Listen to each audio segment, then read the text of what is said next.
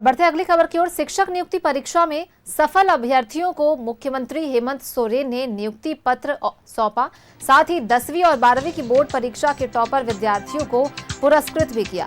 इसके अलावा राज्य सरकार द्वारा संचालित आकांक्षा कोचिंग से जेईई मेंस और एडवांस परीक्षा में सफल विद्यार्थियों को भी पुरस्कृत किया गया।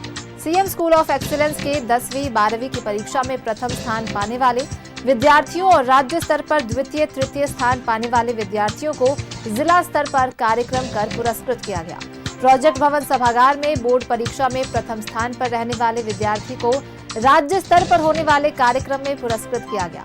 राज्य में फर्स्ट टॉपर को स्कूटी, 3 लाख रुपए लैपटॉप और मोबाइल, सेकेंड टॉपर को 2 लाख रुपए लैपटॉप मोबाइल और थर्ड टॉपर को 1 लाख रुपए लैपटॉप और मोबाइल दिए गए।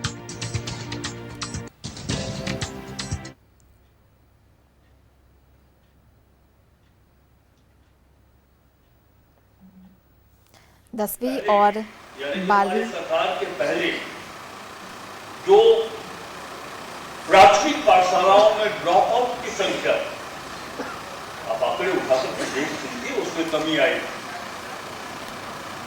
उच्च शिक्षा में जो ग्रॉस एनरोलमेंट रेशियो हमारा बहुत ही कम था, आज स्नेह उसमें भी जीआर में हम आगे बढ़ रहे।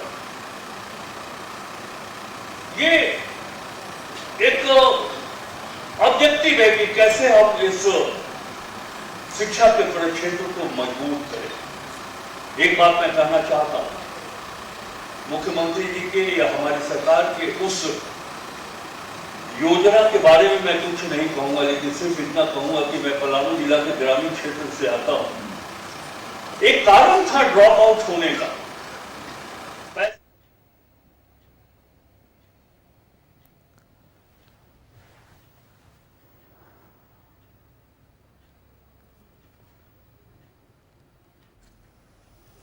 यहाँ देखने को मिल रहा है और वो है आज स्कूली शिक्षा एवं साक्षरता विभाग की ओर से आयोजित विभिन्न पदों पर नियुक्ति और जो राज्य में हमारे स्कूल हैं उसमें जो फर्स्ट सेकंड थर्ड आने वाले छात्र छात्राओं को सम्मानित करने का जो ये कार्यक्रम आयोजित हुआ है,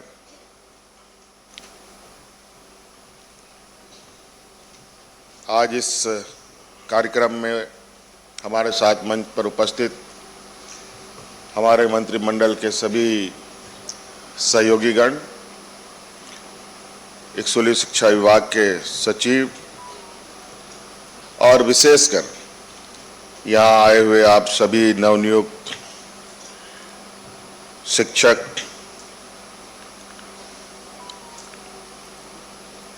और विभिन्न पदों पर नवनियुक्त अभ्यर्थी और उनके अभिभावकगण, आप सबका भी मैं हार्दिक अभिनंदन करते हुए आप सब लोगों को जोहार करता हूं और ढेर सारी शुभकामनाएं देता हूं।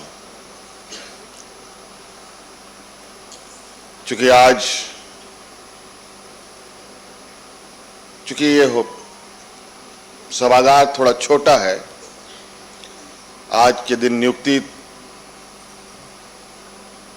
मुझे लगता है कि 800 से 900 लोगों को मिलना था। कम जगह होने की वजह से सभी लोग यहाँ नहीं पहुँच पाए, तो शायद बहुत बड़े और जगह की आवश्यकता होती।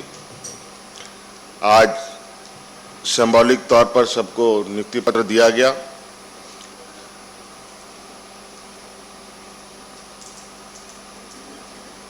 और आप अंदाजा लगा सकते थे जब सभी लोग यहाँ उपस्थित होते तो कितनी बड़ी संख्या होती। लेकिन फिर भी शिक्षा के क्षेत्र में वो संख्या आज के दिन में भी शिक्षा को अपने ऊंचाइयों तक पहुंचाने के लिए कम होता।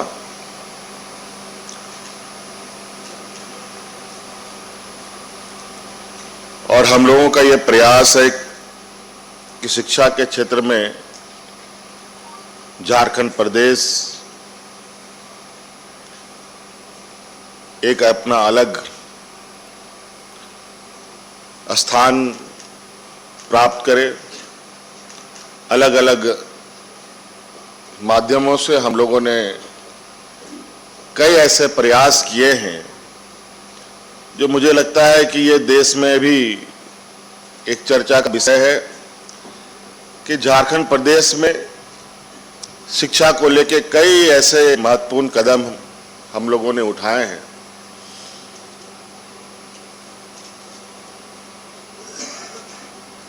और उसका परिणाम जो हमारे समक्ष आ रहा है वो निश्चित रूप से हमें शिक्षा के क्षेत्र में काम करने के लिए और प्रेरित करता है।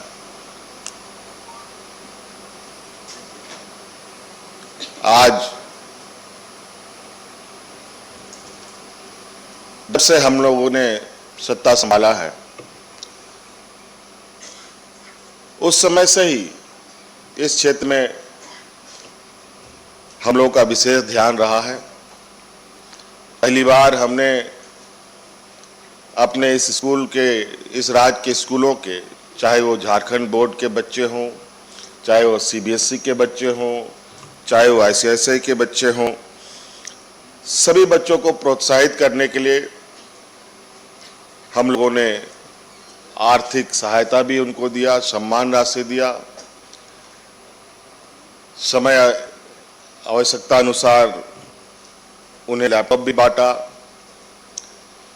इसके अलावा आगे के पढ़ाई उसके लिए और कुशल पूर्वक कर पाए। मोबाइल फोन भी हम लोगों ने देना शुरू किया। कई सारी चीजें हम जोड़ते गए ताकि स्कूलों में प्रतिस्पर्धा और बच्चों में उत्साह का संचार हो।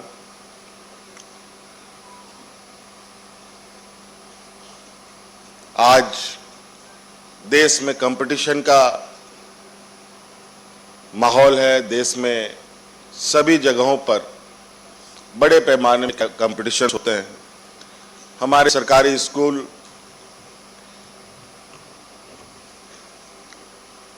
कई कारणों से, चाहे वो स्कूल परिसर ना होना, चाहे शिक्षा का अभाव होना, शिक्षकों का अभाव होना की वजह से कहीं ना कहीं कई सारी समस्याओं से जूझते हुए बड़े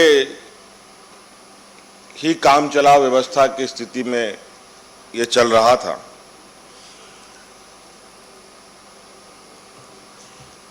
हमारे स्कूलों को बेहतर बनाने के साथ साथ आप लोगों ने देखा होगा कि हम लोगों ने राज्य में उत्कृष्ट विद्यालय प्रारंभ किए और बिल्कुल इंग्लिश मीडियम प्राइवेट स्कूलों के तर्ज पर उसको संचालित करने का हमारा यह संकल्प है। और हमें कई बार विभिन्न माध्यमों से यह खबर भी आई कि बड़े पैमाने पर गरीब मध्यवर्गीय परिवार के लोग प्राइवेट स्कूलों से अपने बच्चों का नाम काट करके उत्कृष्ट विद्यालयों में बच्चों का नामांकन कर रहे हैं। ये कहीं ना कहीं एक ऐसा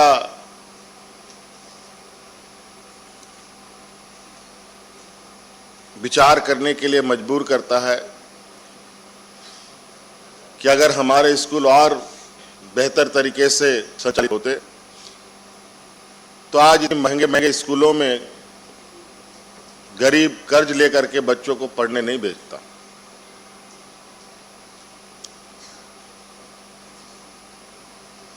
और आप देखेंगे कि आने वाला समय में हम लोग इस शिक्षा के क्षेत्र को अलग अलग तरीके से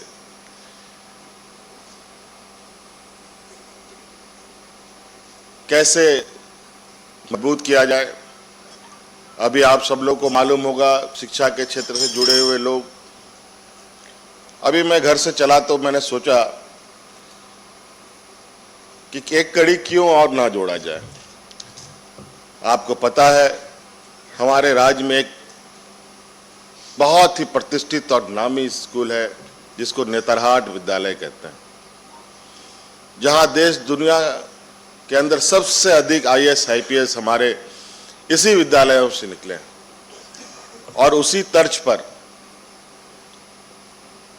नेतरहाट का ही एक्सटेंशन इस राज्य में लगभग 4 या 5 खुलने, 3 खुलने, लगभग सभी जगह का भी चिन्हितीकरण हो चुका है। और मुझे याद है कि जब हम विपक्ष में थे तो राज के दौरे में मैं नेतरहाट रात्रि विश्राम में था। सुबह सुबह मैं नेतरहाट विद्यालय गया, वहाँ के प्रिंसिपल से मिला।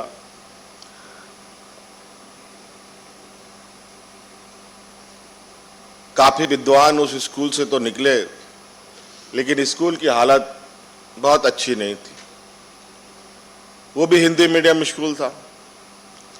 फिर हमने प्रिंसिपल से कहा कि क्यों नहीं इसको आप इंग्लिश मीडियम में तब्दील करें। और ये मुझे बहुत खुशी हुई कि आज वो नेतरहाट विद्यालय इंग्लिश मीडियम में नामांकित हो चुका है और CBSE से एफिलेटेड भी हो चुका है।